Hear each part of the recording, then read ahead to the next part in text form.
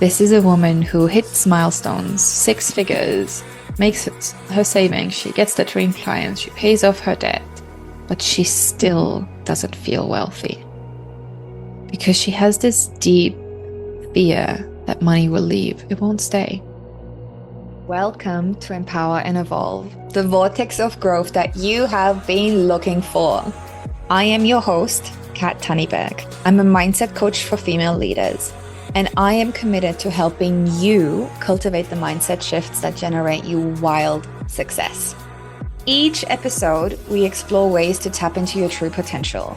We face the shadows that hold you back, and we embrace the journey toward your most abundant life. If you love what you learn here today, then I invite you to share this episode with someone that needs to hear it. Right, it's time to plunge in.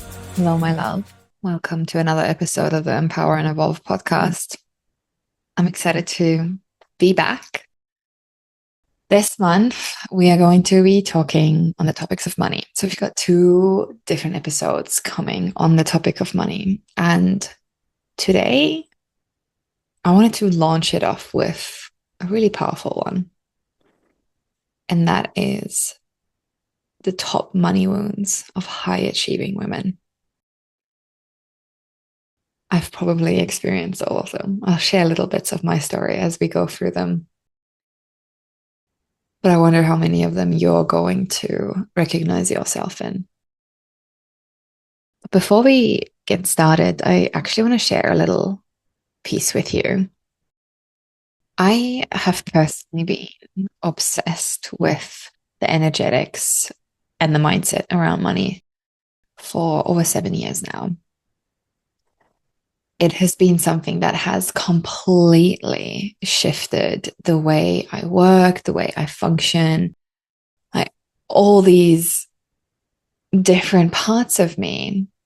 And I've actually still never truly claimed my knowledge and my expertise in this area until recently. Like if you're following me on social media, you'll know that I've started to talk more about money, and it's been really beautiful to see the conversations that have come from this. And it's been really healing for myself because, like I said, I have had my own wounds around money and actually really claiming my space in this industry. But I'll rewind a little bit. I've personally come from living paycheck to paycheck, and that was only back in 2018 when I was still living paycheck to paycheck, and to now becoming a six-figure business owner. Like my business, Kat Tunnyberg Wellness Inc. makes six figures. I also run an Airbnb with my husband that makes 50K a year. My husband has a six-figure company. Like we have built this really beautiful life together.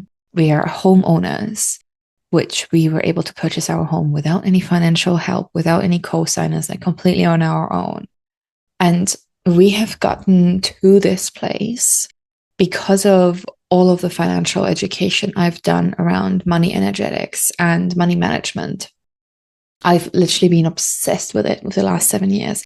I've read so many books, taken so many courses, just peeled back more and more layers of the onion. And even with going from where I was to getting to where I am now, even with all that proof, I still felt like I couldn't teach publicly on money, which is really wild. You know, I've been teaching about money mindset and money energetics behind the scenes now for a while, whether that is inside my mastermind, whether that is inside my one-on-one space. Like I have talked about money, and the women who've learned about money from me are all like, whoa, mind blown, like, oh my God, this is amazing. And I know I've changed their lives with this work, but I've never allowed myself to come out of the closet with this. Like it's always felt safer to keep this behind closed doors, which is really feeding into the shame cycle around money. Like I had this story that I somehow needed to earn more credibility first, or I had to have this certain kind of voice in this industry to be able to talk about money. Like all these stupid little rules that I had, and most of them were running unconsciously because that's the thing. Most of our relationship with money, most of the way we think about money, most of the way we deal with money comes from an unconscious perspective. So that was the same for me. And it wasn't until recently that I started to really recognize all of this. And I was like, fuck that. I'm ready to claim this. And there's a whole different story to this, which I'll hold for another episode, maybe in May. I think it will actually be very fitting to share it in May. But yeah, like I had this crazy unconscious story that was running the show. And it's really weird that I was like afraid to claim this because money has actually been one of the most transformational parts of my own journey. And it's something I love to talk about with my clients. It's something I love to help my clients with. And it was recently that something just clicked. It just suddenly clicked. I was going through a course that I'm taking and I was looking at like different brand placements, like it was astrology related. And I saw like different offers based on my brand. And it suddenly just hit me like, oh my God, I have to create a mini offer helping people flip their script from scarcity to abundance, which is Money Mind Reset, my beautiful mini course which is only 47 Canadian dollars. So almost 2 hours of content. It's seriously, for the amount of money I'm charging for, it's the best thing I've ever created, hands down. And the feedback I am getting still to this day is insane. So I started to claim it. I was like, fuck it, I'm going to start teaching on money. And then I started to actually realize that I'm not teaching money the way that most people are. The way that I'm teaching money is all about safety. It's all about capacity. It's all about identity. It's all about nervous system regulation. It's that real life sustainability when it comes to money. I am teaching women how to feel safe receiving more without constantly proving that they've earned it. Like that is what I do. And that's important work. And I'm ready to no longer whisper about it, but actually get loud about it. Because soulful, heart-centered, visionary women having more money, which also means more ease, more freedom, more overflow, that changes the world. That changes the world. And when this podcast episode drops, on that evening, I'm actually hosting a free masterclass called Money, the Masterclass. And the subtitle is Receiving More Without Doing More. And we're going to be diving into the energetics of money. It's going to be a different twist to the Money Mind Reset. So if you were one of the people who purchased Money Mind Reset, you definitely want to still come onto this masterclass. I'll have the link below, and I'll make sure to update the site when after the masterclass so that you can still get the recording. The recording will be available for a short period of time, but I'll have it in the show notes. And if you need anything, you can always message me on Instagram. But let's dive into today's topic, which I'm super excited to talk about. The 3 most common ways that money wounds show up in high achieving women. Because money is so much more than just money. Like it is energetics. It has to do with the nervous system. It has to do with our mindset. It has to do with our past, with the money stories that we are running, which most likely aren't even our own, but we just at some point in our life picked them up. And now we're just running this autopilot story that isn't even serving us. But let's dive in. Let me share the first one with you. Over earning through over efforting. Guilty as charged. This is someone who makes good money, but she bleeds for every single dollar. She is someone who can generate income on command, but it's actually super unsustainable. She is constantly in performance, and rest feels dangerous. She equates money with output, not with her capacity. And the moment that she stops pushing, her nervous system panics. So this is me up until recently. I had this huge realization sometime earlier this year when I was like, oh my God, I am so, so guilty for overgiving and over efforting and like trying to do all just to prove my worth. I was like, oh, there's like still this piece here. So I've really I've been doing deep inner work for myself. I've really taken the time to get crystal clear on what it actually is that I want my business to be for me, how I want to work with clients, how I want to support people, and actually like what to charge for the powerful presence that I have. So one of my big stories was that I had to overgive and constantly perform. And then I recently realized, and you may have seen my live where I shared about it. I did an Instagram live about it, where I had one of the most powerful sessions with someone, and I literally just held space for her for an hour. So it's like the presence is the gift, which is often the case for projectors. And I'm a projector in human design, so I've been on this real journey of learning that my worth is not tied to how much I give, how much I work, but it's really in the presence I hold, my ability to see people deeply and hold them in whatever they're moving through. Like that is, and recently I learned something. Someone said, you don't get paid for your time. You get paid for the transformation you give. And that just made it hit. So if you are someone who makes good money, but you're doing that through over efforting, there's a money wound for you to explore. There's a money wound for you to explore. The other one is undercharging that's number 2 now, undercharging while over delivering. This woman knows that she's good at what she does, but pricing feels like a guilt trip. She chronically undercharges because she fears that being too expensive, too much, or too privileged is something that she will be judged on. So she adds more calls, she adds more bonuses, more Voxer, more herself, more videos, and her clients get results. But then again, she's quietly exhausted, resentful, and stretched thin. Again, guilty as charged. I've been that person where I've started charging like a good amount, but then I've still felt uncomfortable with charging that amount. So then I just like throw in all these freaking things just to make it worth it, where actually that can be so freaking overwhelming. The third one, financial success is connected to emotional scarcity.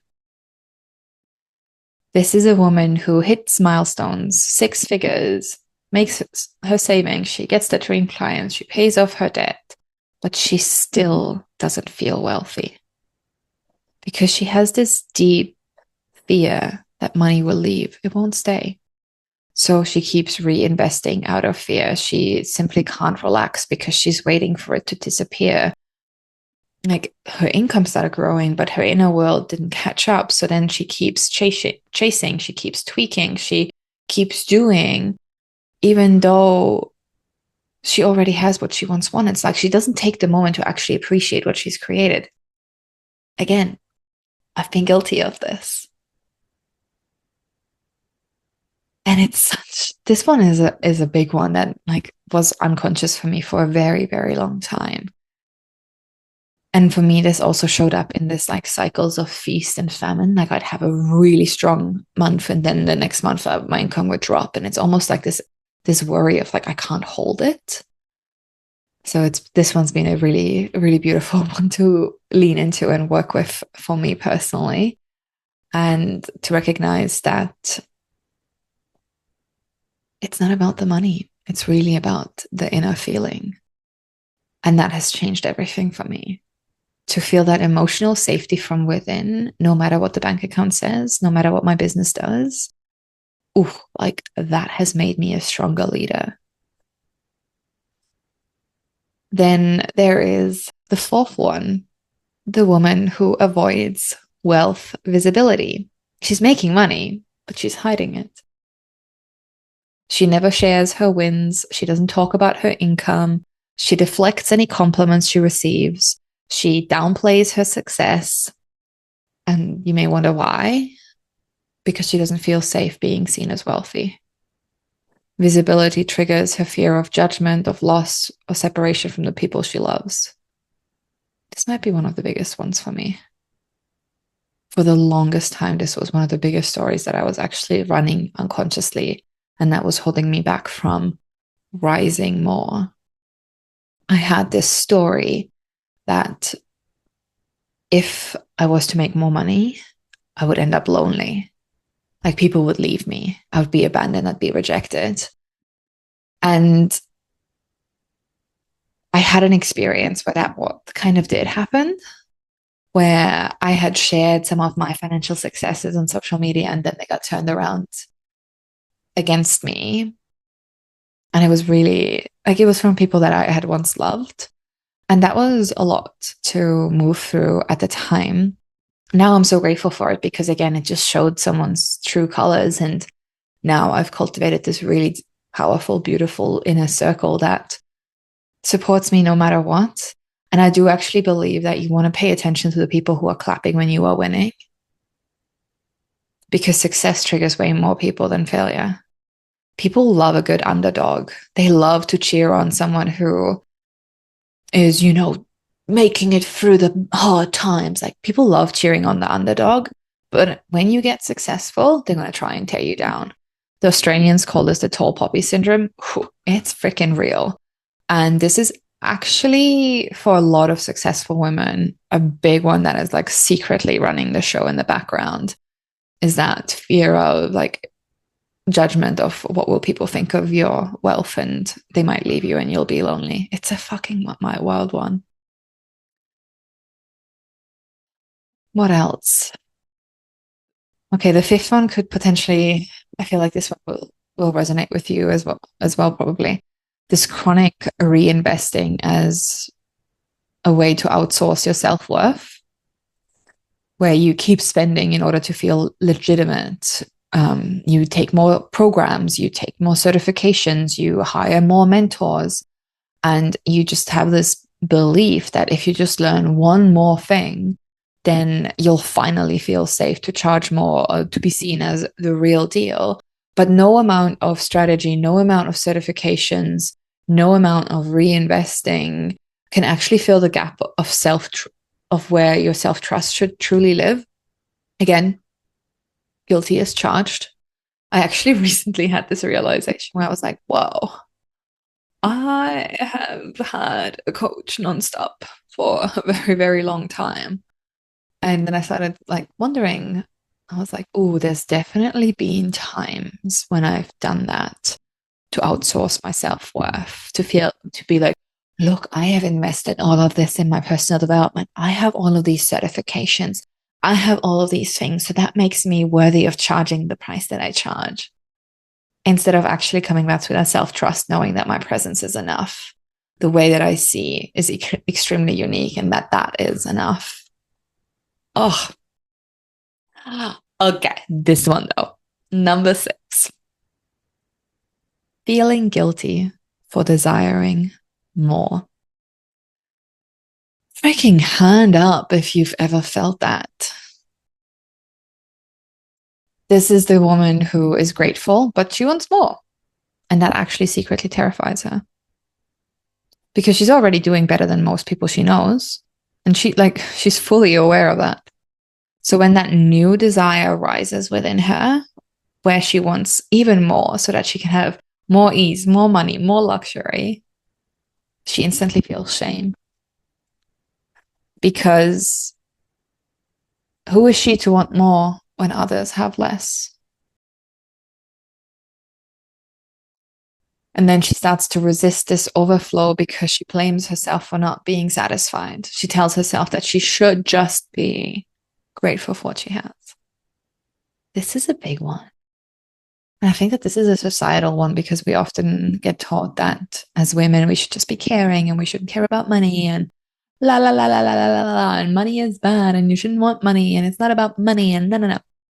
At the same time, one of the main stresses in people's life is financial stress. So those people who are telling you that it's not about money, they probably all have money. Because if you've ever been in a situation where you haven't had money, where you haven't been sure how to pay for your rent, how you pay for your groceries, how to pay for your kids, you know how much stress that is. And try telling that person that money doesn't matter. Money does matter, and it's okay to want more.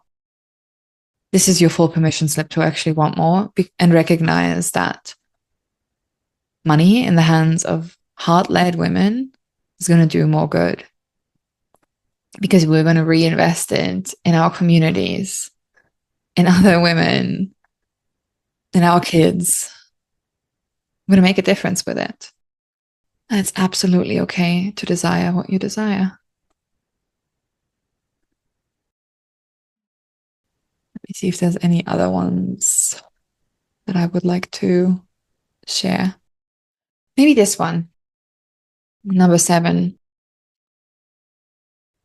creating chaos before receiving. So, this is a woman who self sabotages right before the breakthrough. Every time she's about to get close to overflow, with that being fully booked out, her biggest income month, a major up level, like just before she spirals. She changes her offer. She rewrites the launch. She distracts herself with new ideas.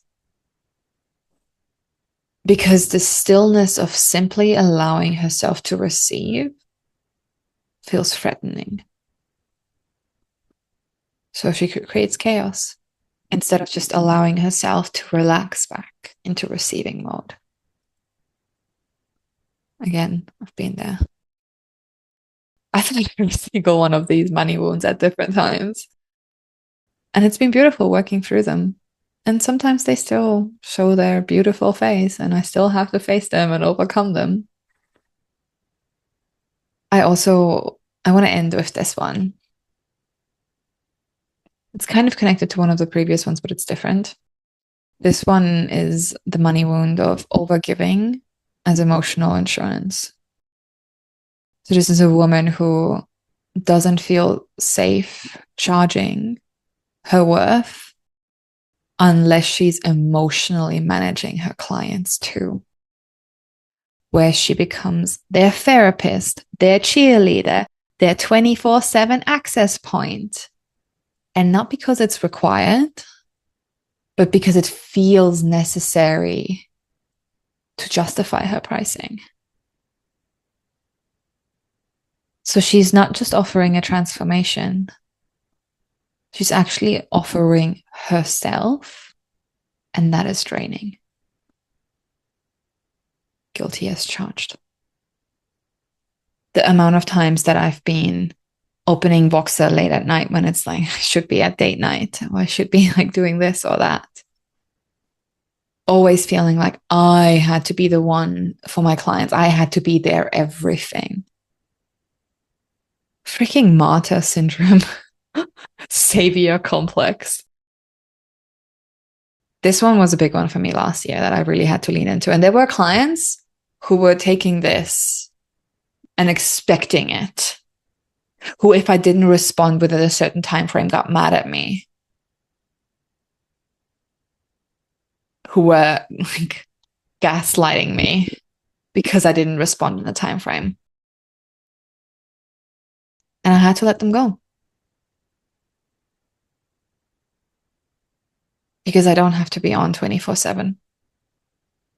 I don't expect that from anyone else. So why am I doing that to myself? So I wonder which of these money wounds resonates with you as a ambitious woman. Which of these have you already faced? Which of these have maybe secretly been running the show in the background? These aren't mindset issues. They're somatic truths. They're nervous system adaptations. They're emotional survival codes that are just outdated. And this is the work I do with my clients. I hope to see you at the masterclass. It's going to be beautiful. You're going to love it. If this hit a chord, share it with someone, share it on social media, tag me. And I'll see you next week for another episode on money, money, money, money.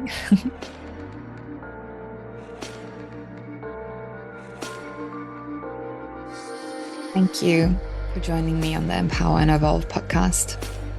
I hope that today's episode has sparked a new insight, or perhaps reminded you of your own power to manifest change.